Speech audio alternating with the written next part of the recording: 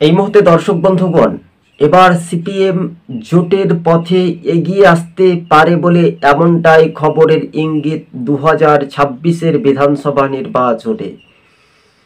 প্রথমে তারা আইএসএফকে নিয়ে আলোচনায় বসতে পারে, তারপরে কংগ্রেসকে, এমনটাই গোপনীয় সূত্র মারফত খবর।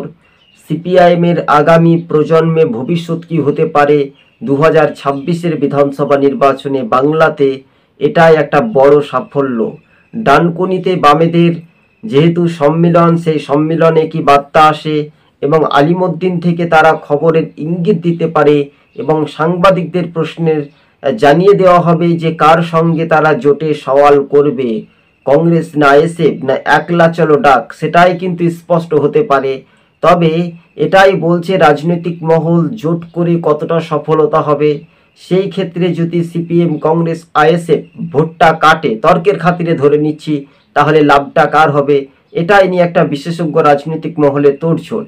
কিন্তু একটা মোহভঙ্গ হতে পারে, রাজ্যের শাসক দল ক্ষমতায় ফিরবে না, কেননা এখানে ভুয়ো ভোটার তালিকায় 40 থেকে 45 লক্ষ মানুষকে তারা রেডি করে রাখে, আর সেই ভুয়ো ভোটার গণনা কেন্দ্রে কারচুপি, ভোট কেন্দ্রে ছাপ্পা, এই সব তাণ্ডবে শাসক দল জয়লাভ করে বলে বেশ যাবতীয় প্রতিক্রিয়া কিন্তু সোশ্যাল মিডিয়ার মাধ্যমে আমরা কিন্তু জানতে পারছিলাম দর্শক বন্ধুগণ।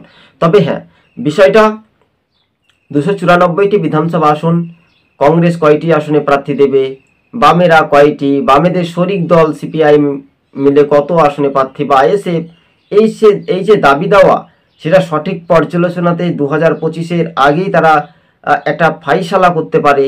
তবে এই বিষয়টা কতটা গুরুত্বপূর্ণ, দেওয়ার প্রয়োজনীয়তা, সেটা একটা বড় সাফল্য, বড় পাওনা, সেটা একটু দেখার একটা বিষয় দর্শক বন্ধুগণ।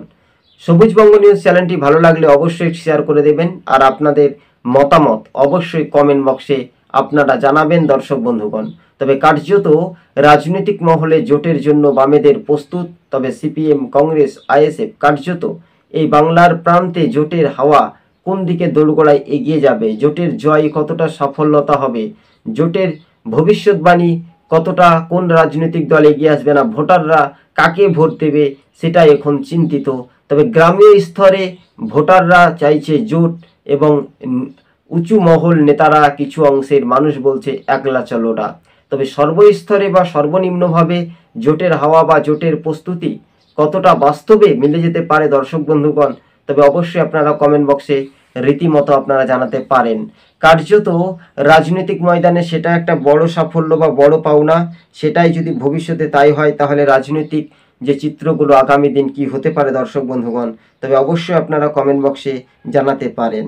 তবে বিষয়টা একটা দ্রুত গতিবেগে এগিয়ে যাওয়ার যে একটা বার্তা বা ইঙ্গিত, যেটা জোটের হাওয়া, সেটা বহুতলী মানুষের একটা আশঙ্কা, যেই রাজ্যের শাসক দল তৃণমূল চতুর্থবারের জন্য যাতে ক্ষমতায় না ফিরে, গণতন্ত্রের যে একেবারে হস্তক্ষেপ, গণতন্ত্র বলে কিছু নেই বাংলাতে, যেভাবে ঘটনাগুলো ঘটছে, সেই ভোটাররা কি ভোট দিতে আদতে পারবে না, সেই লক্ষ্মীর ভাণ্ডার বা এনআরসি ললিপপ দেখিয়ে এই বাংলাতে শাসক দল ভোট করবে। কিন্তু বাম জোট চাইছে এবার জোট হোক, জোট করে তারা ভোটে লড়াই করতে চাইছে, এমনটাই খবরের ইঙ্গিত দর্শক বন্ধুগণ। বিগ ব্রেকিং নিউজ, সম্ভবত বলছে বামেরা জোটের জন্য একটা আওয়াজ উঠতে পারে, খবরের ইঙ্গিত। ধন্যবাদ দর্শক বন্ধুগণ, আজ এখান থেকে আমরা সমাপ্ত বা শেষ করলাম। ভালো লাগলে শেয়ার করে দেবেন।